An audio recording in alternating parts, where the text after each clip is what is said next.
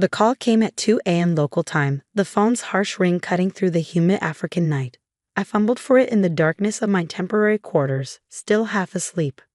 "Emma, you need to hear this." My sister Rachel's voice dripped with smug satisfaction. "I solved our little property dispute. I sold the house." I sat up slowly, suddenly wide awake. "You did what?" "Oh, don't act so surprised," she said with a laugh. "That house has been sitting empty for months while you're off playing humanitarian. Someone needed to do something about it. My name is Emma Chin, and I'm a trauma surgeon volunteering with Doctors Without Borders in Uganda. The house Rachel was talking about wasn't just any property, it was our family home, left to us jointly by our parents. The same house she'd been trying to force me to sell for the past year." "Rachel," I said carefully, keeping my voice steady despite the anger building in my chest, "you can't sell the house without my signature. I'm co-owner." Her laugh echoed through the phone. "Actually, I can. Remember that power of attorney you signed before you left? The one for emergencies? Well, I used it. The sale closed yesterday. $800,000 cash." My heart stopped. The power of attorney. I'd signed it thinking Rachel might need to handle medical decisions for me while I was abroad. I never imagined she'd use it to sell our childhood home. "The house is worth at least $3 million, I said, my mind racing. "Why would you sell it for a quarter of its value?" "The market's terrible right now," she replied dismissively. "Besides, I needed quick cash. David's investment opportunity won't wait forever." David. Of course, my sister's husband of 2 years, the financial genius who had already burned through their savings with his get-rich-quick schemes. "You know what?" Rachel continued, her voice sharp. "You don't get to complain. You abandoned everything to play doctor in Africa. Someone had to deal with reality back home." I closed my eyes, thinking about what was hidden inside that house. Something Rachel knew nothing about, something that would make her quick cash sale look like the disaster it truly was. "Who bought it?" I asked, trying to sound defeated. "Some development company. They're demolishing it next week to build condos." She paused, probably waiting for me to break down or beg. When I didn't, she added, "I'll have your share of the money transferred to your account. Minus my finder's fee, of course." Of course. Rachel had always been like this, entitled, selfish, convinced that everything should go her way. Our parents' death 2 years ago had only made it worse. "When's the demolition scheduled?" I asked, already pulling up flight options on my laptop. "Next Thursday." "Why?" "Planning to fly home and stop it?" She laughed again. "Don't bother. The sale's done, Emma. You can't change it." I thought about the hidden room behind the library wall, the one our father had built decades ago, about the safe embedded in its concrete floor and what lay inside it. "We'll see about that," I said quietly and hung up. The next few hours were a blur of activity. I arranged emergency leave from a hospital, booked the first available flight to Boston, and made some crucial phone calls. By sunrise, I was on my way to Entebbe International Airport. During the long flight home, I thought about the last conversation I'd had with our father, just days before the car accident that killed both our parents. "The safe holds everything," he'd said, pressing the key into my hand. "Documents, accounts, everything I've built. Rachel can never know. She's not ready for that responsibility. Promise me you'll protect it." I promised, not fully understanding what I was agreeing to. It wasn't until after their death that I finally opened the safe and discovered the truth about our family's legacy. The papers inside revealed that our father, the quiet librarian everyone knew, had been living a double life. He'd spent decades building a real estate empire under various aliases, accumulating properties and investments worth over $50 million. All of it hidden, protected, waiting for the right moment to be revealed. I kept the secret, just as he'd asked. Even when Rachel started pressuring me to sell the house, I'd held firm. The safe and its contents had to be protected. Now, as my plane descended into Boston Logan International Airport, I pulled up the text I'd received from my father's old lawyer, Benjamin Wong. "Documents ready. Meeting set for tomorrow." She won't know what hit her. Rachel thought she'd won. She thought she'd finally beaten her older sister, the one who'd always played by the rules. But she had no idea what was coming. As I collected my luggage, another text came through, this one from Rachel. "Demolition team's doing a walkthrough tomorrow. Last chance to say goodbye to the old place." I smiled despite my exhaustion. Perfect timing. The taxi ride to my old apartment was surreal. Boston had changed in the months I'd been gone. Or maybe I had. The familiar streets felt different somehow, charged with purpose. I unlocked my apartment door, dropping my bags in the entryway. Everything was exactly as I'd left it, covered in a thin layer of dust. I went straight to my office, to the locked drawer where I kept my most important documents. The key to the safe was there, along with copies of everything inside it. Proof of our father's empire, documentation of every property, every account, every investment. Rachel thought she was selling a $3 million house. She had no idea she was sitting on the headquarters of a real estate empire worth 50 times that amount. My phone buzzed again. Benjamin Wong. Everything in place for tomorrow. Are you sure you want to do this? It will destroy your relationship with her completely. I thought about Rachel's laugh when she told me about selling the house. About all the times she'd taken advantage, manipulated, and schemed her way through life. About how she used my trust against me, abusing the power of attorney I'd given her. Unsure, I texted back. Some relationships need to be destroyed. Tomorrow would change everything. Rachel thought she was clever, selling the house quickly and quietly, but she was about to learn that our father had taught me far more than she'd ever known. I sat down at my desk and began reviewing the documents I'd need for tomorrow's meeting. Every detail had to be perfect, because when the dust settled, Rachel would finally understand what it meant to truly lose everything. And I would be there to watch it happen. The morning dawned crisp and clear as I pulled up to our family home for the last time. 2 black SUVs were already parked in the driveway, one belonging to the demolition company, the other to Rachel and David. I checked my watch, 9:15 a.m. Right on schedule. Rachel was standing on the front porch with David, watching as men in hard hats conducted their preliminary inspection.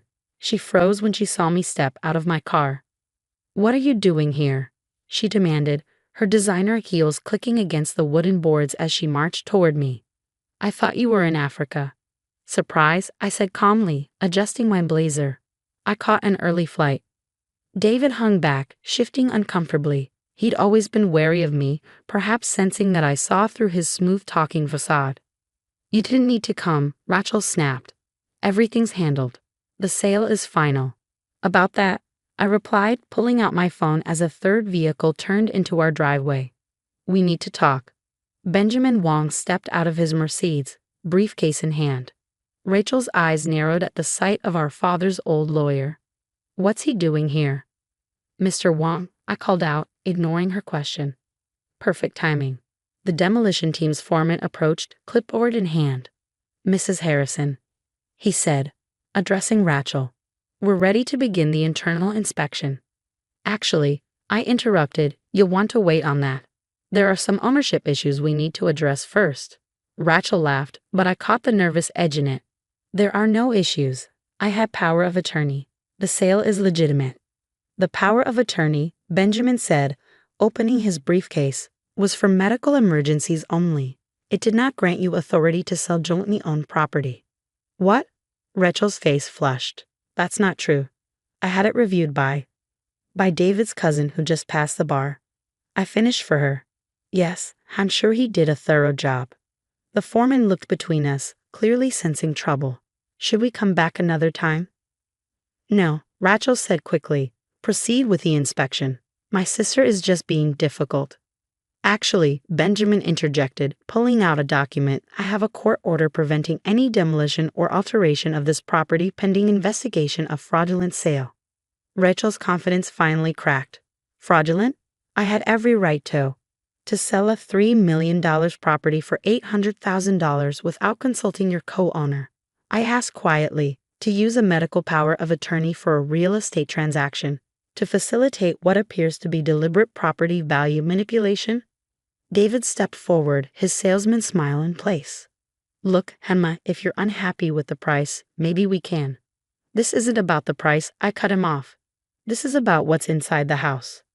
Rachel rolled her eyes, but I caught the flicker of uncertainty in her expression. "Inside, it's empty. We cleared everything out months ago." I turned to Benjamin. "Should we show them?" He nodded, pulling out another document. "Ms. Chen, would you like to do the honors?" I led the group into the house, through the familiar hallways to the library. Rachel's heels echoed on the hardwood floors, her nervous energy palpable. "What is this about, Emma?" she demanded. "If you're trying to stop the sale." "It's too late for that," I said, stopping in front of the bookshelf that had always been our father's favorite. "The sale was void the moment you signed the papers. But that's not why I'm here." I reached for the hidden latch behind Shakespeare's complete works, the one our father had shown me years ago. With a soft click, the entire bookshelf swung forward, revealing the hidden room behind it. Rachel gasped. David swore under his breath. The demolition foreman took an involuntary step back. "What? What is this?" Rachel whispered. "This," I said, stepping into the concrete room, "is our father's real legacy. The one he didn't trust you to know about." I knelt down and opened the safe embedded in the floor, the key turning smoothly in the lock. Inside lay decades of our father's careful planning, property deeds, account statements, corporate documents. Benjamin began laying out papers on the table. "Your father," he explained, "was more than just a librarian. He spent 30 years building one of the largest private real estate portfolios in Massachusetts, all under various aliases, all perfectly legal, all carefully hidden." Rachel stared at the documents, her face pale. "How much?" "The current market value," Benjamin said, "is approximately $50 million. David's eyes went wide. Rachel grabbed the edge of the table for support. "And you," I said to my sister, "just tried to sell the corporate headquarters of this empire for $800,000 to a shell company that, I suspect, is owned by David or one of his associates." David took a step backward, but Benjamin's assistant was already blocking the doorway.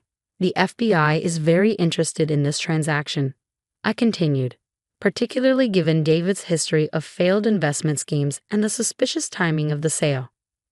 Rachel's legs gave out, and she sank into our father's old leather chair. "You knew," she whispered. "You knew all this time." "Dad told me everything before he died," I confirmed. "He made me promise to protect it until the right time." "And you didn't tell me?" Her voice cracked. "Your own sister." I looked at her, really looked at her. The designer clothes, the perfect makeup, the entitled attitude that had defined her entire life. "Dad knew you weren't ready," I said softly. "And he was right. The first chance he got, you tried to sell his life's work for pennies on the dollar." Benjamin cleared his throat. "The FBI agents are waiting outside. They have some questions about the attempted sale and the potential fraud involved." Rachel's head snapped up. "Fraud? But I had power of attorney." "A medical power of attorney," I corrected her. "Using it for real estate transactions is fraud. Selling property significantly below market value to a connected party is fraud. And doing it all without proper authority is definitely fraud." 6 months later, I sat in Benjamin Wong's office, signing the final documents that would restructure our father's empire. Rachel and David were both facing federal fraud charges, their assets frozen pending investigation. "Everything's in order," Benjamin said, sliding the papers into his briefcase. "The foundation is established, and the scholarship fund will launch next month." I nodded, thinking about how our father would have approved. The bulk of his fortune would now fund educational opportunities for underprivileged students, turning his secret empire into a force for good. "Have you heard from Rachel?" he asked carefully. "Not since the indictment," I replied. "She tried calling a few times in the beginning, alternating between threats and tearful pleas for help. But after I testified about her fraudulent use of the power of attorney, she finally understood that there was no going back. The house still stood, though I'd had it completely renovated. The hidden room was now a secure office, its existence properly documented. The demolition company had been revealed as a front for David's latest scheme. He planned to flip the property for its true value once the fraudulent sale went through. My phone buzzed. A message from the hospital in Uganda. "When are you coming back? We miss our best surgeon." I smiled, thinking about how different my life was from what Rachel had imagined. She'd always seen my volunteer work as running away from real life. She never understood that I'd chosen that path precisely because I could, because our father had secretly ensured we'd never want for anything. "The FBI finished their asset trace," Benjamin said, pulling up some documents on his computer. "It seems David had set up quite an elaborate network of shell companies. He was planning to use your father's house as collateral for some substantial loans." "Let me guess," I said dryly. "More investment opportunities." Benjamin nodded. Rachel claimed she didn't know the full extent of his plans. She knew enough, I replied. The evidence had been clear: emails, phone records, bank transfers showing she was fully aware of the scheme to defraud me. Standing at the window of Benjamin's office, I looked out over the Boston skyline. Somewhere out there, Rachel was preparing for her court date, probably still believing she was somehow the victim in all this. Your father would be proud, Benjamin said quietly. Not just of how you protected his legacy, but of what you're doing with it. The Scholarship Foundation had already selected its first recipients, bright, ambitious students who reminded me of our father. The quiet ones, the careful planners, the ones who understood that true success wasn't about quick profits or shortcuts. My phone buzzed again, this time an email from the real estate management company. The first round of renovations on our father's properties was complete. What had once been hidden was now being transformed into affordable housing units, community centers, and educational spaces. Do you ever regret it? Benjamin asked, exposing everything. You could have just stopped the sale quietly, kept the secret. I thought about Rachel's laugh during that late-night phone call, her casual dismissal of everything our father had built. No, I said firmly, some secrets need to be revealed. Some lessons need to be learned. Later that evening, as I packed for my return to Uganda, I found an old photo album. In it was a picture of Rachel and me as children, sitting in our father's library, surrounded by the books that had concealed his empire. We were smiling, unaware of the secrets hidden behind those shelves. I closed the album, thinking about how differently things had turned out from what either of us had expected. Rachel had thought she was seizing an opportunity, never imagining she was actually destroying her future. I had become the keeper of our father's legacy, not just protecting his wealth but transforming it into something meaningful. The next morning, as my plane took off for Uganda, I received one final text from Benjamin. Guilty plea entered. Rachel took a deal, 3 years with restitution. I turned off my phone, watching Boston disappear beneath the clouds. 3 years was nothing compared to the lifetime of trust she'd broken. But maybe, just maybe, it would be enough time for her to understand what our father had known all along. That true wealth isn't just about money, and true success isn't built on shortcuts and schemes. As for me, I had patience waiting, lives to save, and a legacy to fulfill. Rachel had tried to sell our father's house for a quick profit, never knowing she was sitting on an empire. But in the end, the house had kept its secrets until the right moment, just as our father had planned. Sometimes, I thought as the plane headed east, the best revenge isn't about destroying someone else's dreams. Sometimes, it's about fulfilling your own and letting them watch from the sidelines as you build something greater than they could have imagined. The house still stands in Boston, its secrets now transformed into opportunities for others. And somewhere in Uganda, there's a hospital where a surgeon works to save lives, carrying on a different kind of legacy, one that can't be measured in dollars or deeds, but in the lives touched and the changes made. That's the thing about legacy, after all. It's not just about what you leave behind. It's about what you choose to build with what you've been given. And I chose to build something worth more than all the quick profits Rachel had ever dreamed of. That's a revenge that would have made our father proud.